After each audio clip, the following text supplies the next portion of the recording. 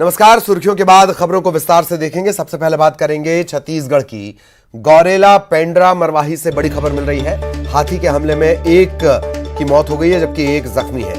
ये सभी लोग मनरेगा के मजदूर हैं, काम करके वापस लौट रहे थे। उसी दौरान इन मजदूरों पर हाथी ने हमला कर दिया। इनमें एक की मौत हो गई जबकि एक घायल है। घायल को जिला अस्पताल में भर्ती करवा दिया गया है। मरवाही वन परिक्षेत्र लगता है और माला डांड गांव की ये पूरी घटना है। सहयोगी विनोद हमारे साथ जुड़े हुए हैं। विनोद, पूरी जानकारी विस्तार से। देखिए, मनरेगा काम करके मजदूर लौट रहे थे ललित, और उस दौरान माला डांड के पास में हाथियों के झुंड ने हमला किया, जिसमें एक ग्रामीण उसकी चपेट में आया, जिसका सर कुचल कर ग्रामीण हाथी ने मार दिया है। और एक जो ग्रामीण जब पलटा मुड़ने के लिए, भागने के लिए, तब वो उसकी चपेट में आया और उसके चलते वो घायल हुआ है गंभीर रूप से। घायल को तत्काल जो है जिला अस्पताल में भर्ती करा दिया गया है। और मृतक के परिजन जो हैं वो काफी ज्यादा आक्रोशित भी हैं। फिलहाल अभी वन विभाग की टीम पहुंची नहीं है मौके पर, लेकिन अफसोसजनक बात यह है कि लगातार पिछले 1-1.5 महीने से हाथियों का झुंड जो है वो मरवाही क्षेत्र में सर्वाइव कर रहा है। उसके बावजूद भी इस तरह से अनदेखी करना वन मंडल की जो है वो कहीं ना कहीं इस बात को इशारा करती है कि वन मंडल ही इसके लिए जिम्मेदार है। हालांकि अभी वन विभाग की टीम मुआवजे की बात कर रही है, लेकिन सवाल ये कि मुआवजे से ही राहत नहीं है और न उन मरहमों पर जो है वो दवा लगाई जा सकती है। कोशिश ये की जा सकती है कि हाथियों को खदेड़ा जाए, क्योंकि इससे पहले केवटी और फिर कवर्धा की तरफ होते हुए हाथियों का दल मुड़ गया था, लेकिन 6 हाथियों का दल एक बार फिर से मरवाही क्षेत्र में है। और सबसे बड़ी चीज ये कि जो रहवासी वाले इलाके हैं उन इलाकों में हाथी विचरण करते हैं और कभी न कहीं वो ग्रामीण उसकी चपेट में आते हैं। तो वो कोशिश होनी चाहिए कि जंगलों की तरफ उनको खदेड़ा जाए ताकि ग्रामीण उनकी चपेट में न आए। जी चलिए, बहुत बहुत शुक्रिया विनोद इस तमाम जानकारी के लिए।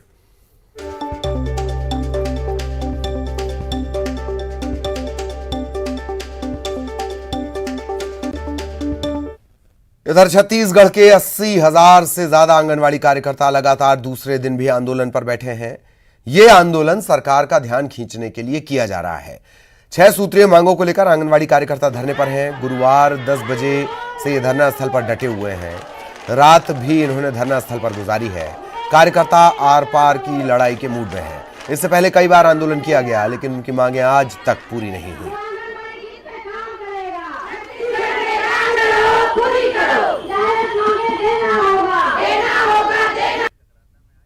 प्रदेश के 80,000 से अधिक आंगनबाड़ी कार्यकर्ता आंदोलन पर बैठे हुए हैं और आप देख सकते हैं संघर्ष का साझा मंच के माध्यम से बैनर तले ये लगातार आंदोलन कर रहे हैं। 6 सूत्री मांगों को लेकर के धरना दे रहे हैं और इन्होंने साफ ऐलान कर दिया है कि अगर सरकार इनकी मांगें पूरी नहीं करेंगे तो आने वाले समय में अनिश्चितकालीन आंदोलन करेंगे और धरना भी करेंगे। ये बड़ी बात कही जा सकती है। प्रदेश में पूरी तरह से आंगनबाड़ी में ताला लटका हुआ है, किसी तरह के काम नहीं हो रहा है। और आप देख लीजिए यहाँ पर उपस्थिति दर्शा रही है कि इनकी मांगे को लेकर के ये बिल्कुल आने वाले समय में भी आवाज़ें बुलंद करेंगे। जिस तरह से लगातार ये धरना प्रदर्शन कर रहे हैं और अपनी आवाज़ बुलंद कर रहे हैं, ये साफ जाहिर है कि ये किसी तरह चुप रहने वाले नहीं हैं और आने वाले दिनों में भी उग्र प्रदर्शन करेंगे। कैमरा पर्सन इमरान कुरैशी के साथ युगल तिवारी, न्यूज़ 18 रायपुर। और सीधे आपको रायपुर लिए चलेंगे। सहयोगी युगल इस वक्त हमारे साथ जुड़े हुए हैं। युगल, फिलहाल क्या स्थिति प्रशासन की तरफ से या सरकार की तरफ से किसी तरह बातचीत की कोई पहल? 80,000 आंगनवाड़ी कार्यकर्ता कम नहीं होते।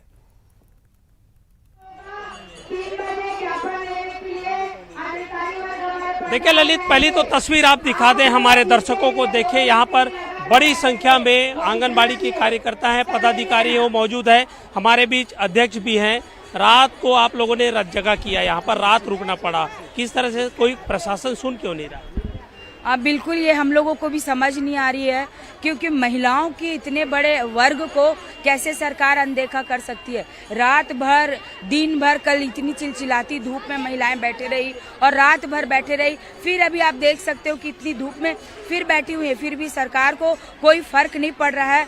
वो लगातार कहीं ना कहीं ये दमन बोलेंगे, वो दमन कर रही है, लेकिन हम लोग भी उसका जवाब देना जानते हैं। हमारी बहनें जो आई हैं, अगले महीने हमारा जुलाई में 7 जुलाई से लेकर 11 जुलाई तक एक जबरदस्त निश्चितकालीन आंदोलन फिर होगा और इससे भारी संख्या में बहनें आएंगी, रोड पर उतरेंगी और अपनी मांगों को मांगेंगी। देखिए पूरा आंगनबाड़ी का कामकाज पूरी तरह से ठप। जी सर, जैसे कि आपको बताया गया है, आपको पता भी होगा कि हम लोग ने जो शासन बोली थी कलेक्टर दर, जो वो बोले थे उसी बात के लिए यहाँ ज़्यादा अड़े कि आपने बोल के हम लोग को धोखा में रखा।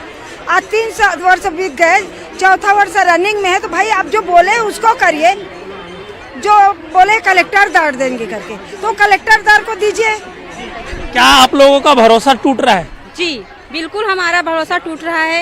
ये सरकार हमको बिल्कुल ठग रही है ना। वैसे चुनाव में सत्ता में आने के बाद हम लोग, आप लोग के योजना कर्मी, जितने भी योजना कर्मी हैं, उनको कलेक्टर दर देंगे करके आज 3.5-4 वर्ष पूरा होने वाला है, लेकिन सरकार कुछ भी नहीं बोल रहे, कोई भी प्रतिक्रिया नहीं दे रही। जी उपाध्यक्ष भी हैं, बताएंगे जब बीजेपी था तब भी धरना प्रदर्शन, अब कांग्रेस सत्ता में है फिर भी धरना प्रदर्शन, आखिर मांगे क्यों नहीं सुनी जा रही?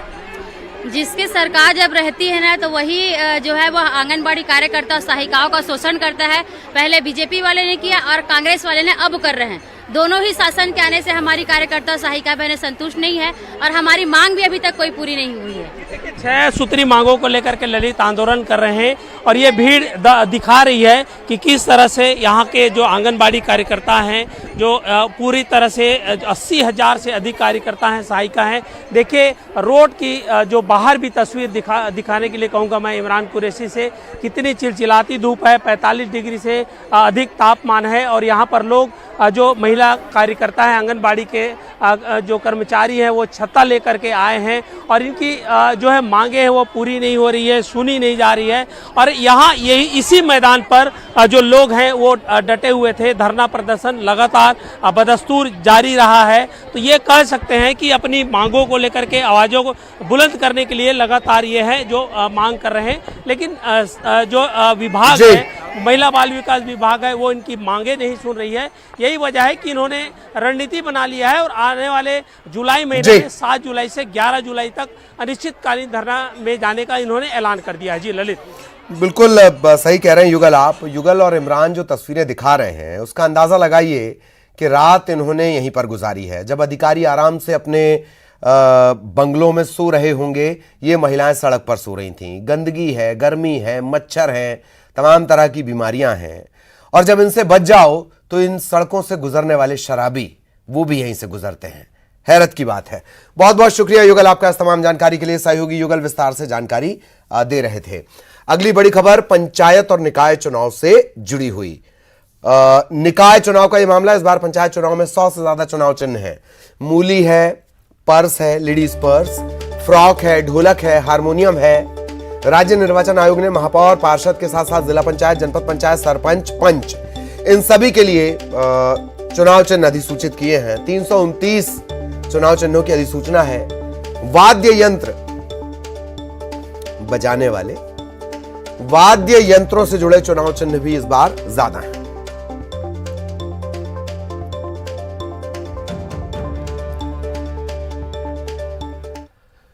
इधर बीजेपी के बूथ विजय संकल्प अभियान के दौरान पंचशील नगर में छोटे छोटे बच्चे मामा का यानी शिवराज का इंतजार करते नजर आए। हाथों में मामा की तस्वीर और फूल लेकर स्वागत के लिए सभी इंतजार करते हुए दिखे। मामा जी को लाडलियों ने धन्यवाद दिया। इस दौरान मुस्लिम समुदाय की महिलाएं भी सीएम शिवराज के स्वागत के लिए इंतजार में नजर आईं।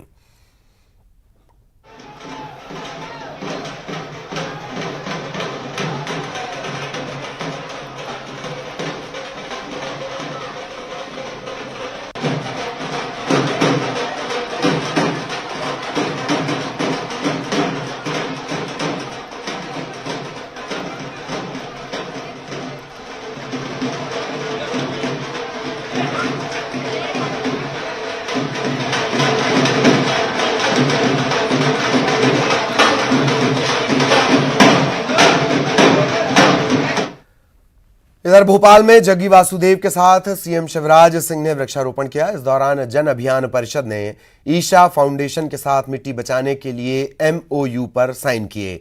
जन अभियान परिषद जन जागरण चलाने का काम करेगा। सदगुरु के संदेश को मध्य प्रदेश के हर ब्लॉक हर गांव तक पहुंचाया जाएगा।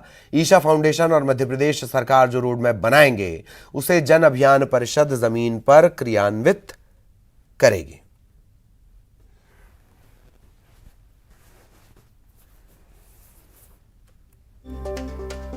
आज सदगुरु के साथ वृक्षारोपण किया और जन अभियान परिषद ने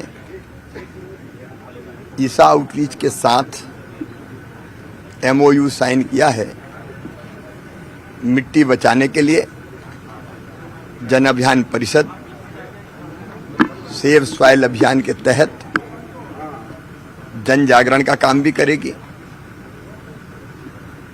और सदगुरु के संदेश को मध्य प्रदेश के हर ब्लॉक हर गांव तक ले जाएगी।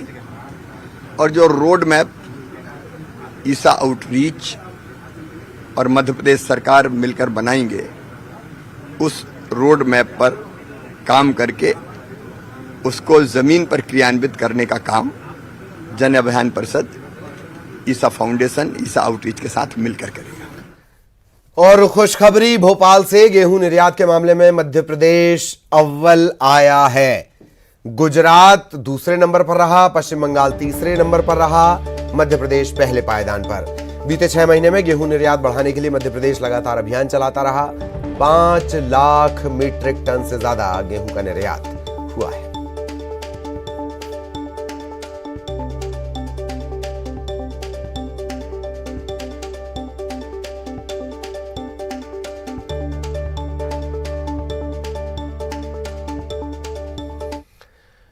तीन दिवसीय छत्तीसगढ़ दौरे पर आए केंद्रीय राज्य मंत्री भानु प्रताप सिंह वर्मा ने राजनांदगांव में कई बैठक ली हैं और यह सिलसिला लगातार चल रहा है। सबसे पहले उन्होंने जनप्रतिनिधियों, अधिकारियों और उद्योगपतियों के साथ बातचीत की।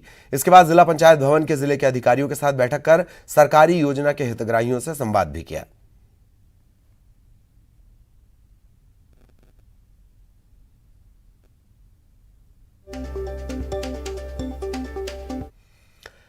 भिलाई स्टील प्लांट में ठेका मजदूर की मौत के बाद मजदूरों का आक्रोश भड़क गया। प्लांट के जोरा तराई गेट पर बड़ी संख्या में मजदूर इकट्ठा होकर प्रदर्शन भी मजदूरों ने किया।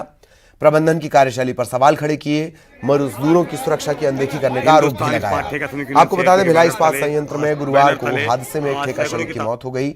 यह हादसा संयंत्र के स्टील मेल्टिंग शॉप 2 में हुआ। भिलाई इस्पात संयंत्र में दुर्घटनाओं का सिलसिला थम नहीं रहा है।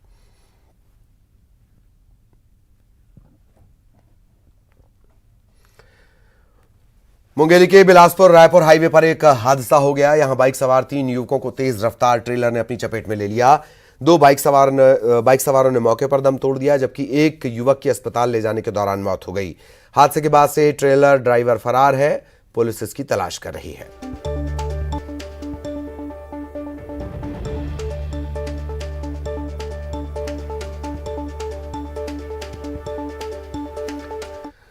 धमतरी के सौरिद वार्ड के युवाओं ने शमशान को हरा भरा और खूबसूरत बना दिया। यह शमशान अब किसी बागीचे से कम नहीं लगता।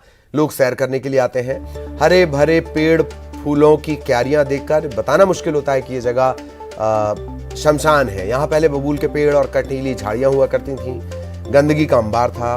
साफ सफाई दूर की बात है, बैठने तक की जगह नहीं थी। लेकिन युवाओं ने अपनी मेहनत से इसे गार्डन बना दिया। अब यहाँ पेड़ पौधे लगाए गए हैं, इनकी देखभाल की गई। इस काम में पैसे भी खर्च किए गए और लोगों से ही चंदा किया गया। इसके बाद नगर निगम से भी फंड मिला। इस पहल से अब शमशान में हरियाली है, लोग सैर करने के लिए पहुंचते हैं।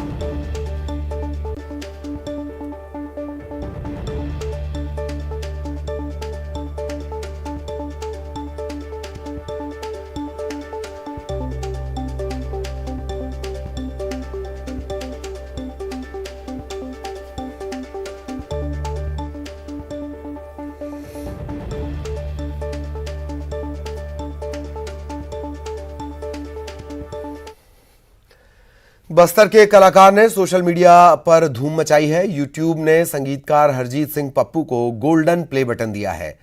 हरजीत सिंह पप्पू कीबोर्ड प्लेयर हैं और कीबोर्ड पर इन्होंने ऐसा कमाल किया कि यूट्यूब पर ये धमाल है। इनके YouTube चैनल पे 10 लाख से ज्यादा सब्सक्राइबर हैं।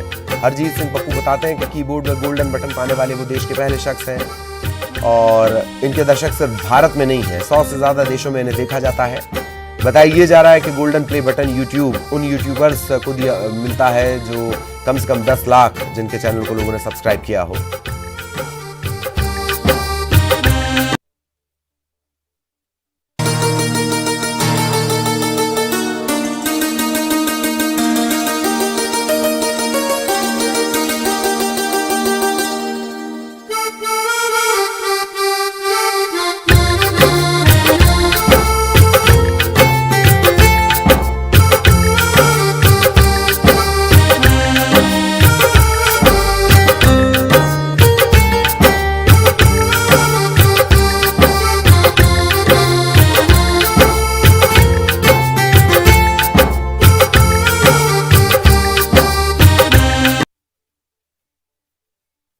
यूट्यूब की तरफ से गोल्डन अवार्ड मिला है मुझे। ये बस्तर में पहला है और पूरे देश में जो है कीबोर्ड प्लेयर में ये पहला गोल्डन अवार्ड है जो मुझे मिला है कीबोर्ड प्लेयरिंग में। और करीबन 18 करोड़ से अधिक व्यूअर्स हैं हमारे चैनल के और 10,42,43 हज़ार के आसपास 42,000 के आसपास सब्सक्राइबर हैं।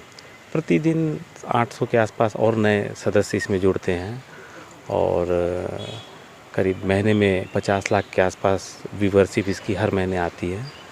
करीब 109 देशों में भारत के अलावा देखा जा रहा है। यहाँ तक कि यूक्रेन में अभी इस आपाधापी में भी हमारे चैनल को देखा जा रहा है क्योंकि वहाँ से रेवेन्यू क्रिएट हो रहा है, तो वो दिखता है। नेपाल है, पाकिस्तान है, बांग्लादेश है, सऊदी अरब है, ऑस्ट्रेलिया है, नीदरलैंड है और भी तमाम देश हैं जहाँ पर जो हिंदी भाषी लोग हमारे बैठे हुए हैं पूरे हिंदुस्तान के, वो लोग देख रहे हैं, काफ़ी एप्रिसिएट कर रहे हैं और ये काफ़ी खुशी की बात है। 2019 में मैंने पहला इंस्ट्रूमेंटल म्यूज़िक जो है अपलोड किया था यूट्यूब में और 4 महीने के बाद 4 महीने के बाद अगस्त में सिल्वर प्ले आ गया और ये तीसरे साल गोल्डन प्ले आ गया। और अब मिल रही है मुरैना से बड़ी खबर। मिलावटी दूध बनाने वाले गोदाम पर छापा मारा गया है। खाद्य विभाग की टीम ने बड़ी कार्रवाई की है। कृष्णा अग्रवाल के गोदाम पर दबिश दी गई है। बड़ी संख्या में पाउडर के बोरे मिले हैं। केमिकल जब्त किया गया है। दिमनी थाना इलाका लगता है गोट गांव का ये पूरा मामला है। मिलावटी दूध का कारोबार, जितने दावे किए जाते हैं इसे खत्म करने के, उतना ये फलता फूलता नजर आता है। खाद्य विभाग की टीम ने दबिश दी है। कृष्णा अग्रवाल का ये गोदाम है। बड़ी संख्या में पाउडर के बोरे मिले हैं। केमिकल जब्त हुआ है।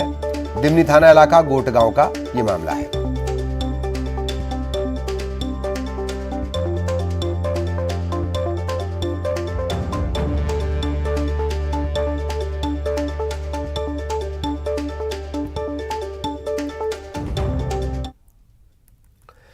भारतीय जनता पार्टी के मीडिया प्रभारी लोकेंद्र पाराशर ने ट्वीट कर छिंदवाड़ा से कांग्रेस के महापौर प्रत्याशी विक्रम महाके के चयन पर सवाल उठाए हैं। पाराशर ने लिखा कि जो व्यक्ति छिंदवाड़ा के ग्राम पंचायत के सरपंच का चुनाव नहीं जीत पाया उसे महापौर का प्रत्याशी बना दिया गया।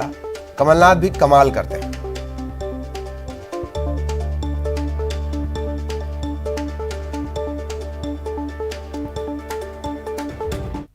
सहयोगी जितेंद्र इस वक्त हमारे साथ जुड़े हुए हैं। जितेंद्र, लगातार कांग्रेस की जो लिस्ट है उस पर हमला, अब पाराशर ने भी हमला किया है। बिल्कुल, अगर बात करें तो जिस तरह से कल पूर्व मुख्यमंत्री कमलनाथ ने अपने जो है कि 15 नगर निगम के जो उम्मीदवार हैं उनके नाम तय कर दिए हैं, उनमें छिंदवाड़ा से जिन प्रत्याशी का नाम घोषित किया है कहीं ना कहीं उसे लेकर बीजेपी से हमला बोला गया है। लोकेंद्र पाराशर जी हैं, उन्होंने जरूर हमला बोला है। उन्होंने कहा है कि सबसे पहले जो व्यक्ति पंचायत का चुनाव नहीं जीत पाया उसे मेयर के दावेदार के रूप में कांग्रेस ने खड़ा कर दिया। तो जाहिर सी बात है कहीं ना कहीं अब टिकट की दावेदारी जैसे सामने आ रही वैसे ही बीजेपी भी हमलावर हो चुकी है। धन्यवाद जितेंद्र इस तमाम जानकारी के लिए। और अब खबर भोपाल से, जहां बैरसिया इलाके में नाबालिग के साथ क्रूरता सामने आई है। पड़ोसियों ने बच्ची को अगवा किया, करंट लगाया, बेहोशी का इंजेक्शन भी लगाया। इतना ही नहीं, प्लास्टिक के बैग में बंद कर दिया। पड़ोसियों ने इत्तला दी, तब जाकर कहीं बच्ची को आजाद करवाया जा सका। बताया जा रहा है कि मासूम को बेचने की फिराक में ये आरोपी थे। आरोपी नर्मदा प्रसाद जाटव और राजकुमार जाटव को गिरफ्तार कर लिया गया है। दोनों के घरों पर बुलडोजर चलाया गया है। बैरसिया के शांति कुंज इलाके का यह पूरा मामला है। नर्मदा प्रसाद जाटव योगा टीचर है। राजकुमार जाटव चाय की दुकान चलाता है। कई और मामलों की पूछताछ जारी है। अब तक की जानकारी ये लगी है कर्ज बढ़ गया था, कर्ज चुकाने के लिए किडनैपिंग की।